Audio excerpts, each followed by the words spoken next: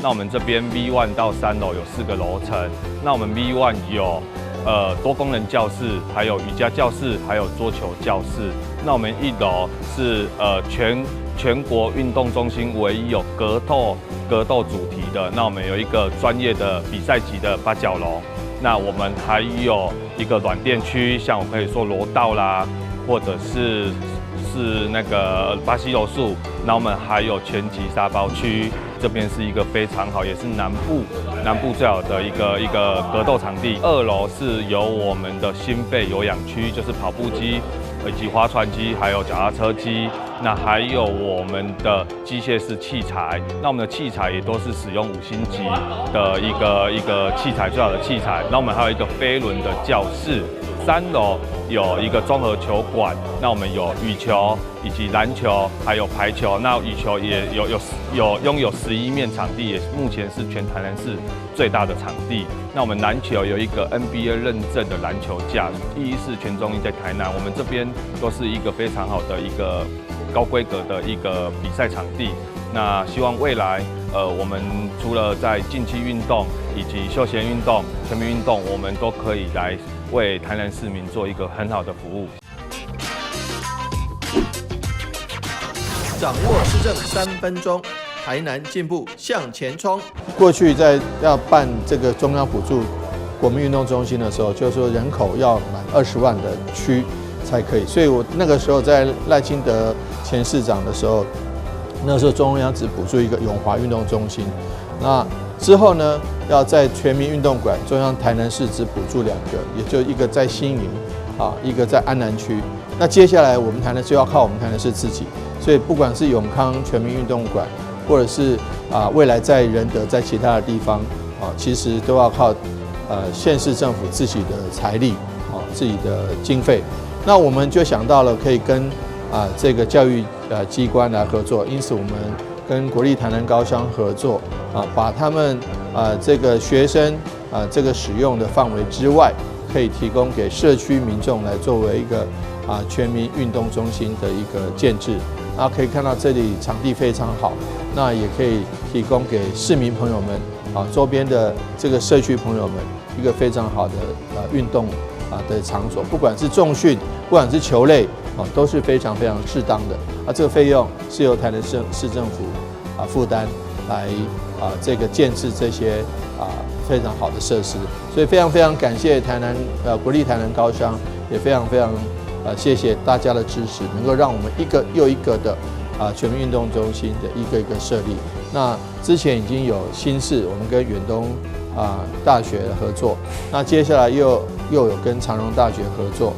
那现在是跟国立台南高商合作，那未来我们还会建设更多的全民运动中心，在最短的时间内提供市民朋友们一个可以运动而且评价非常亲民的一个好的一个全民运动中心。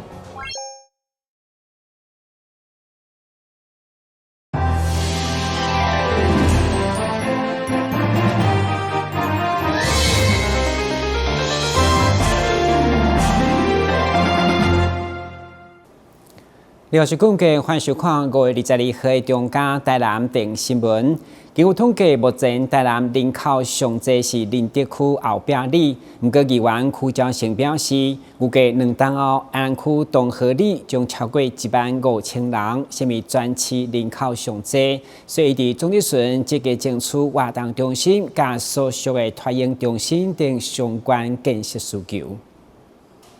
根据民政局统计，目前林德后壁里11000多人是全市人口上济里。不过，议员区兆成表示，安南区东河里以社会主体兴建甲大型建案的推测，预估2年后将超过15000人。东河里将取代成为全市人口数上济，所以总咨询当中为该里活动中心甲所属的公设民营托婴中心请命，希望预算到位，9月一定要顺利招标。今摆因上大的问题就是9月份一定要招标。你怎啊？你看安尼有问题无？伊即摆即个进度吼，我有拜托迄个区公所赶紧来进行。就昨迄个针对着迄个基础说明的部分，已经有大有一个共识啊嘛。啊，尽量看差不多6月部分啦吼，会当甲即个图书的部分吼，啊送到迄个都市计划落去审议作业。啊，这部分啊到6月通过到9月以前，可能进度应该是无问题。是，这部分我会拜托区公所迄边较尽量爱注意这时效问题啦嘿。另外，议员积极争取需要去活动中心的，也有伫上六早中华区的大安里。不过，因为地方对兴建特色公园号名草乌寮有意见，所以希望地政局甲地方沟通，重新号名。这个公园当初是有跟地方沟通过，所以设计成一个特色公园，就如同这个照片一样哈。那之前也有会勘过，他们有去会勘过那个活动中心的地点。那现在就是这个命名的这个问题，我们会再重新再召集地方的意见，好，再来看一下。因为这是属于以后这个公园以后是要互大安里来管理的嘛，所以讲用这个草乌寮公园。因遐有吉安嘛，什么安嘛，有3个公园嘛，包括这个4个公园嘛。昨天有建议祥安嘛，祥安。迄不是我建议的，迄是因里长建议的。议员区兆成总日顺争取安南区大大细细建设，也包括安和里5段超过50栋的水沟卡优待未通，甚至拢邦落去，要求市府重新起造。台南新闻军职林英庚采访报道。议员新加坡的总日顺以台中捷运爆发随机杀人事件为例，接触了解咱台南公共运输的安全规划、人员训练的 SOP 以及教育宣导等相关的回应。当然，议员嘛希望落实社会安全网，对源头来预防可能的危害。议员新加坡伫总日顺在争取柳营社会主体等溪北建设。会长嘛以台中捷运爆发随机杀人事件，接触来检讨台南未来捷运或者是现况公车等公共运输的安全规划等应变，要求市长提前表态如何应验。要在密闭还是公共运输上面，都有可能会有类似的状况，因为如果一旦发生，民众是没有办法逃离的。对，所以驾驶员的安全训练很重要。是，他碰到的状况，乘客吵架。或是拿刀或怎样，他要怎么应变？那车上的安全门是不是平常都打得开？过去曾经健康幼儿园，你知道，健康幼儿园曾发现安全门打不开，所以我们一定要再做好这个。再请市长多多关心，因为未来我们还是软体我们都要准备，所以加强司机训练，并且去验证。第二个，那个安全门我们去普查。公共运输面临潜在安全危机，除了人员训练用实事来教育宣导更是要紧。以外要求教育、行政等单位一定要落实危险意识，知影如何自我防护。学生如果在搭乘公共运输的时候，他们应该要注意什么问题呢？自我防护的方法呢？我们会提醒他自我防护的一些措施，其实包括只要身边可以有自我防护的，都应该先做注意阻挡，挡住自己人身安全重要的部位要把自己如果能够逃离就逃离，不能逃离的话，应该立即蹲下，缩小自己可以被攻击的面积。是，像学生书包就是最好的防御。对，基本上来讲就是缩小自己有可能被攻击。当然这个部分或许这个部分我是希望教育局啦，专业就我个人来讲，在学校端应该落实。教导孩子，因为我相信我们现在的孩子，如果遇到，真的会措手不及，他们不知道当下会发生什么事情。除了教育宣导，另外议员嘛提醒看下卫生局甲社会局的社会安全网以及心理健康卫生中心的功能落实，特别是高风险家庭的通报，来提早预防可能的危害。台南新闻军职林英庚采访报道。总统赖清德520的就职国宴首次刷到咱台南，除了回应台南建成400栋，嘛展现新政府未来平衡建设的目标。对此嘛，呼议员陈秋红关心相关的效益，特别用文化、古迹加美食来拓展国际观光，让世界看见台湾、台南，表达肯定。今年台南市北总统就职国宴晚会首次对台北宣告文化首都台南安平举行，引起热烈的回响。毛议员陈秋红伫总结时相当在意，除了要求市府评估相关的效益，嘛对着让世界看见台湾台南的意义重大。我们台南有很多的文化古迹，那处处都有美食。那这次国宴办在台南，那你觉得这对台南有什么好处吗？第一个就是除了这些国宴举办的场地或者各项伴手礼、各项菜色，菜色成为大家询问关注的焦点之外，最重要的，我们希望像包括今天就有两个国家，昨天就有2个国家的元首，他们来台南观光，那我相信也会带动整体的。我想刚好是520的国宴刚好配合我们台南建成400年我想这总统的强调。对，那我是希望说，能够让世界看到台湾，更看到台南，然后能够用台南带动一些观光旅游到国外，让台南的产业能够发展到国外，让更多的国外的人来认识台南，来了解台南。所以我们非常感谢总统的用心，特别指定台南来作为就职国宴。好，是希望说能够好好的发挥利用让我们台南成为一个观光的城市了是。面对赖清德做总统，陈议员嘛对台南未来建设抱高度信心。毕竟伊是上了解台南需求的前市长，尤其选定安平办国宴，嘛是展现新政府平衡建设的用心。期待市府向中央加争取溪北的建设比例，至少南北唔通落差相大。对此市长回应会迎头赶上。台南新闻阮籍林银庚采访报道。面对货柜以后可能并未网的资讯，北区公所推出借天高榜的服务，民众只要前往公所登记，就当提登去使用。而且民众若个记录使用的情形，公所也可以赠送小礼物，来希望鼓励更较侪市民加入打击天高这个行列。天乌乌要落雨。这北方面有价会早来连日雨水，而落雨了后，上重要的就是要展开清除资讯员的工作。北区区公所率先推出天高榜外招服务，民众现在只要来到公所民政课，就当登记照用，而且还有公所人员大声为民众介绍天高榜的使用方法以及防疫重点。这个就是投药的，那你到时候看完之后，你再去瞧角度把它倒进那个天沟里面。如果有积水的话，去年登革热疫情发觉讲伫咧咱的天沟甲雾后沟有足侪迄个滋生病媒蚊的状况所以阮北区公所为即日起啦推出，你也愿意摕迄个天沟棒来巡检阮得送你小礼物。那这个天沟棒呢，一般的住户一定无迄个物件，咱目前伫阮北区的每一个办公处、立办公处甲公所拢有准备天沟棒民众也有需要要顺恁兜的天沟的时阵欢迎恁来甲阮借用借用只要有出示照片有来完成巡检的话我们公所会准备精美的小礼物来送给大家。区长潘宝书强调，正日每号季节，雨后容易滋生天高热白毛网。这个时阵风雨若小可有疏忽，天高热疫情恐吓阁会发生。呼吁民众一定要落实巡、倒、清、刷，大家做伙来赶尽杀绝。记者张世伟采访报道。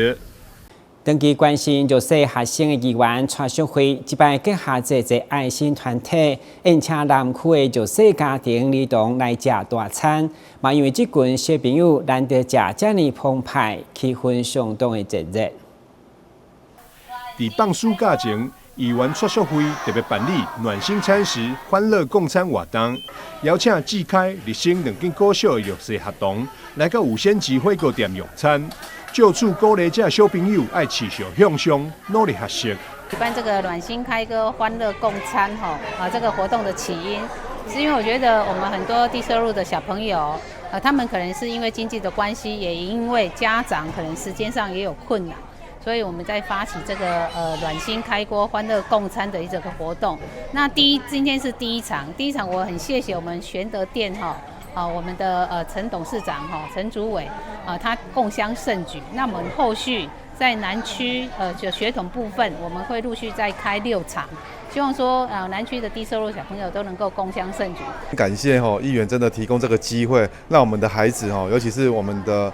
孩子都是属于低收、中低收的孩子那平常说真的要到店里面的机会有，但是没有那么多但所以这个暖心开锅真的是带给呢，我觉得给孩子们他们很大的一个期待感。暖心餐食、欢乐共餐，结合了真侪爱心单位共同参与。协助赞助的台南玄德店委员陈秋宽，以及东滨爱心会理事长张玉明表示，真荣幸嘛，真欢喜会当参与这次活动，呼吁大家做伙来加入关怀行列。我代表玄德店，谢谢蔡议员有举办这个活动，让我们能够参与，然后对社会做点贡献。那开始办了以后，后边会当延续会当就做一个代表性大家这个蔡淑慧议员会当发起这个活动。希望大家以后大家会当多医生共同来参加，共同鼓励啦除了议员以及爱心单位的赞助，有先至也送予每一位小朋友一个佚佗物仔，每一道金加码送一盘肉以及海鲜拼盘，就是希望每一位可爱又搁乖巧囡仔有一个欢喜难忘用餐体验。记者张世伟采访报道。唔知你有偌久无写批啊？北宁市文教基金会为了庆祝台南400加台湾艺术时尚协会举办祝福台南结合艺术展，邀请各界人士将因对台南的祝福写伫明信片，并且要伫台湾文学馆加台南知识馆地展出。400盛宴迎流团。化身嘉庆君金钟视帝陈雅兰在展览开幕时送上祝福。白鹭鸶文教基金会邀请到世界各地600名不同领域的人物，以明信片做载体，策划祝福台南邮递艺术展。台南400当以来，有这么多无同款的族群伫遮生活，留足侪个迄文化愿景，甲迄个文化遗迹，伫遮堆叠，毋则成就今仔日台南是一个古都。见证迄个时阵，你是甚物？理念，你是想要表达啥？你的手写的物件，甲你画的物件，就足重要，足难得的。咱是一个跨时空，伫个无同的多元的文化内面，有这个台湾的发现。1624年世界走进台南，2024年台南继续走向世界。这是总统赖清德手写对台南的期望，一封封致台南的明信片多达800张。不论是用文字或图画，跨越国界、语言隔阂，透过邮戳记录下历史的文化印记。个重新去认识，重新去省思我们整个台湾的历史，然后和我们整个最深层的情感的一种连结。展览不仅呈现全世界献给台南最真挚的祝福，也可视为当代留给未来的珍贵文化资产，用多元行动来诠释这座城市400年来的淬炼。记者邱怀谈的报道。安平运河游船已经是旅客到台南观光旅游真好的选择之一。特别今年台南400，所以游船公司嘛伫暑假推出历史小旅行，不但有专业的导览，更结合相关的店家，要带领游客亲自认识安平。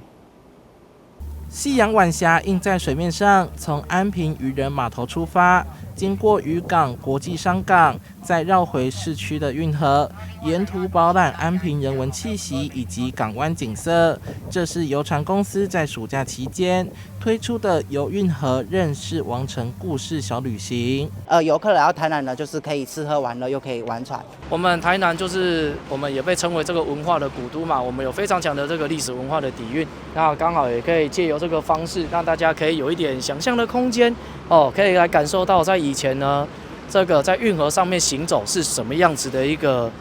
感觉。业者强调，他们是目前唯一取得安平合法航权的公司。在50分钟的航程中，船上有专业的导览解说，可以边欣赏夕阳夜景，边了解府城历史故事。同时和安平商圈结合，让游客用海陆不同视角欣赏这座城市。海上就是由利益国际来这边办活动啊，等到路上的时候，到安平老街之后，就由我们这安平的店家来做串联。那串联店家有冬瓜茶，有卖虾饼，有DIY 的。我是在地的，我觉得应该推广给大家知道。晚风徐徐啊，然后看着夕阳，然后坐着船。这种感觉就是我觉得人生一定要来体验一次。根据市府统计，去年游船观光人数有12000多人，恢复疫情前的水准。趁着台南400之际，安平在地共同合作，打造全新游程，让游客来台南多了新选择。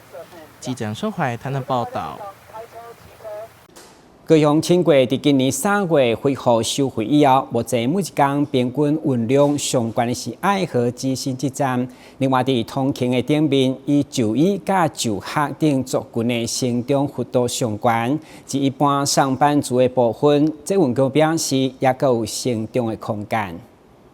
高雄轻轨成员后，轻轨已成为市民通勤往来的交通工具之一。而根据今年3月份的日均运量统计，目前运量最高的站点为 C24 爱河至新站，可说是高雄轻轨的人气站点。而其他运量高的站点，如梦时代站和哈马星站，由于位处热门观光景点和轻轨的转乘站，因此在运量排名中也位在前3大站点的行列。目前呢，轻轨的部分的话呢，我们现在是爱河之新站的这个运量是最高的。那还有再来的话呢，就是我们的梦时代还有西子湾，就是我们哈马星的这个部分。那其实我们这边是觉得说，大概都会是我们的游客啊，他在新津想要去游玩，或者是说刚好跟我们的捷运有转乘的这样子一个节点的部分，所以我们才会有就是比较高一点的这样的一个运量。另外，在高雄轻轨恢复收费之后，其中以就学和就医的族群成长较高，包含学生通勤为主的高雄高工和树德家商站，以及以医疗服务为主的卫生局和联合医院站等，显示轻轨已经成为市民日常通行生活的一部分。但在一般上班族客群的部分，还仍有进步成长的空间。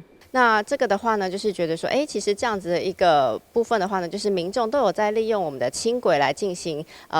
通车哦，就是转运的部分，然后还有就是我们的就是通勤的这个部分。那我们是觉得，这样子其实是蛮好的，因为就是可能在使用的方面都是一些学生或者是说我们一些年长者这样子都可以来使用我们的轻轨，然后达到他们就是前往他们的目的地这样子的一个使用的一个大众运输的工具。那在上班族的部分呢，其实我们是觉得说，大家可能搭乘捷运的部分会比较多，因为轻轨它在上班的这个时间，可能它行驶的速度没有这么的快，所以我们觉得说，上班的时间其实我们的所有的通勤族在搭乘捷运的部分还是比较多的。高雄轻轨成员之后，在各项运量和通勤旅次的统计上也有明显提升，凸显民众已渐渐习惯使用轻轨代步，但在一些冷门站点和上班族客群的运量上还有待加强。也期待未来轻轨能够持续推动周边环境和转乘服务的改善，让市民朋友们能够更加享受轻轨带来的便利性。记者王仲凯高雄报道。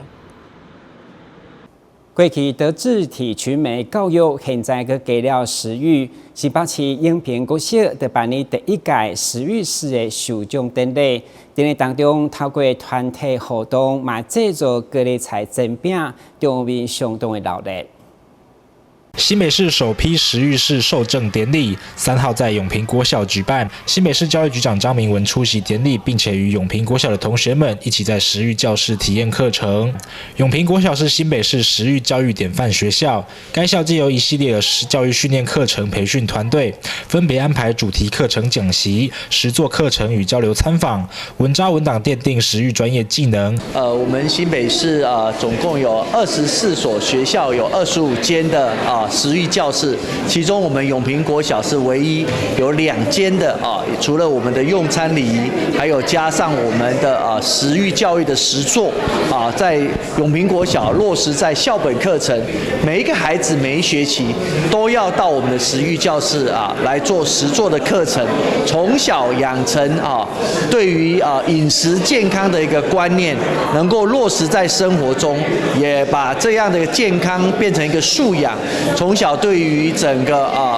饮食教育有一个非常知道重点的营养教育跟相关的健康知识。那当然很重要的，永平国小也是我们的一个减碳蔬食全国唯一的典范学校，就是透过蔬食的推广，能够让我们的孩子更了解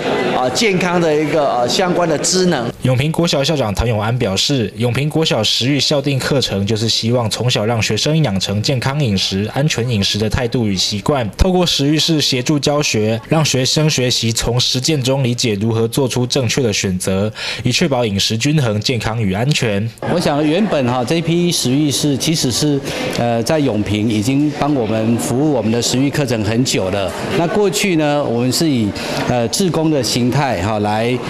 维持这个课程的运作不过为了提升这个课程的这个专业的程度所以我们过去一段时间也跟教育局做了讨论来向日本的这个食育室的制度来学习那主要就是说要成为这个食育室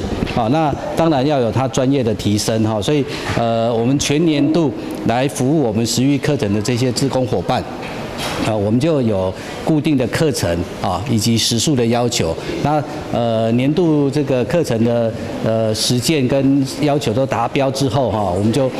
来授予这个食育室的这样子的一个角色。该校食育室推手游素珠老师表示，食育室推动仿效日本食育国家政策，结合退休教师、社区志工人力资源，培训志工为食育室，和老师协同入班教学。感谢食育室团队无私奉献，也特别感谢教育局的全力协助。其实永明食育室有一群人的耕耘，我们福智文教基金会的龚仲芳老师在91年就有成立龚仲芳的这个社群，然后我们长期在推动生命教育跟食农教育。那我自己在102年退休以后，也就发了一个善心，就说我愿意回来永平继续当终身志工，然后带领食育室，然后仿效我们日本的这个德智体群美食第6育，然后落实在校园。也非常感谢很多任的校长跟主任都全力支持。教育局表示，新北市112年度荣获2023年食育力5新城市，为6都唯一，足见新北市重视及全力推动食农及食育教育绩效卓著。记者李根基新北采访报道。感谢收看5月22号的中嘉台南电新闻，我是顾文杰，咱再会。